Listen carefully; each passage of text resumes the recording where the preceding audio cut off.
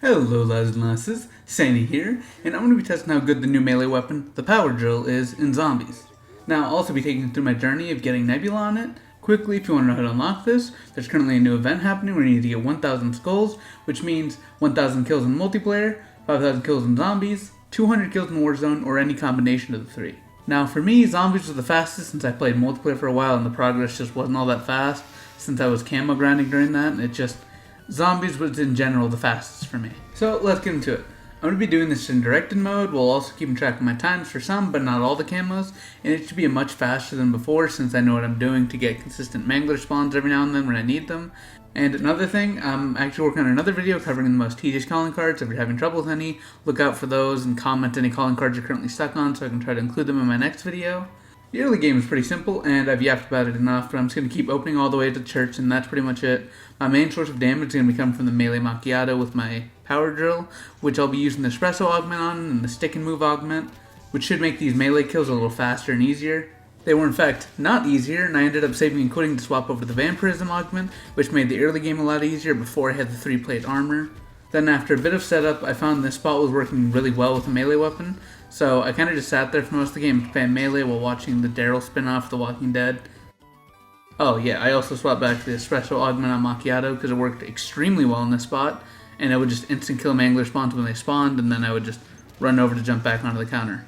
Now I did this in pretty much until I got Mystic Gold, and here are my timestamps for most of the camos. 7 minutes after starting the first session, I got 100 kills, then I saved and quit that match, which is about 20 minutes total. I saved and quit obviously to swap to the vampirism augment on melee macchiato.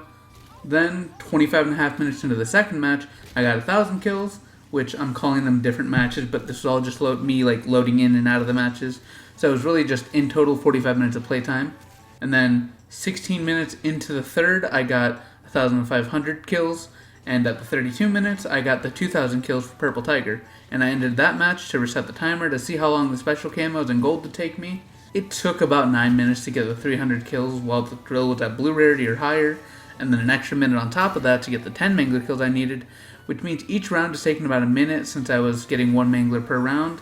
Pretty quickly after that, I got Mystic Gold at the 16-minute mark, and in total, it was about an hour 36 minutes of playtime to get Mystic Gold. Now, if I were to use this method, just going through the rounds to get Mangler and Mangler, it would take me minimum 30 minutes to get, Opal, but that'd be really boring, so I didn't do that. Now, since I didn't want to get bored, I saved and quit, then I went to Standard, turned on Rampage Inducer to reach around 30, and get all the Mangler kills, and I just sat on the same counter as before, but this time I was using the Jet Gun to get all the kills, and then I'd use the Ether Shroud to run down and melee kill all the Manglers, because past the 30s, I was getting 4 per round. So there was a lot, and they added up. In total, that took me about 45 minutes to get to the 30s and kill the Manglers. So adding that to the 1 hour 36 to get gold, we're at about 2 hours 21 minutes to unlock Opal from 0 kills up to that. It would have been faster to just stay in the game that I already had set up, but I'm not going for speed entirely right now. I was just really not wanting to sit there for another 30 minutes. I would have been extremely bored, so I just didn't do that. And it's actually kind of interesting that it was slower doing both the methods, stacking them together. I figured doing a mix of the two would be faster. I think maybe if you got 1,500 headshots in directed mode, and then you swapped over to standard mode and got the last 500 headshots, and then the specials and gold, and then opal, and then went back to directed for Afterlife and Nebula, then that might be the most efficient. But I don't know. I can't test that until the Saturn 9mm comes out, which hopefully we end up actually getting that, because at the pace I was seeing before, I don't know, man. We'll see.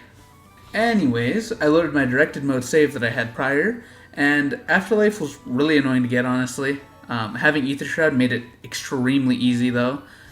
Each use of Afterlife would get me 30 to 40 kills without taking damage, so that's about 2 of the 10 I would need each time I used Afterlife. So I kind of juggled that method alongside the van spot, and I got it after about 16 minutes. Would have been faster, but I was playing very sloppily. The countertop spot I tried using for a bit was just inconsistent, so I wasted time on that. Now from there, I continued to the LTG step, and I did some save scumming so I could try to get the Mangler as the elite, since it's much faster to kill than the Abomination. But I got really unlucky, and by the time I got the Mangler, I was pretty much all done with Nebula. But yeah, quickly, overall, the power drill, really good melee weapon. It's got the damage of the knife while also having the speed of the bat. it's really just the best of both worlds, honestly. In total, it took me 2 hours and 15 minutes to get Nebula on the power drill. That's from start to finish, 0 kills to Nebula. Not really the longest it's taken me, but it's also definitely not the fastest. Yeah, between Opal and Nebula, I believe it was like 30 minutes to get both Afterlife and Nebula.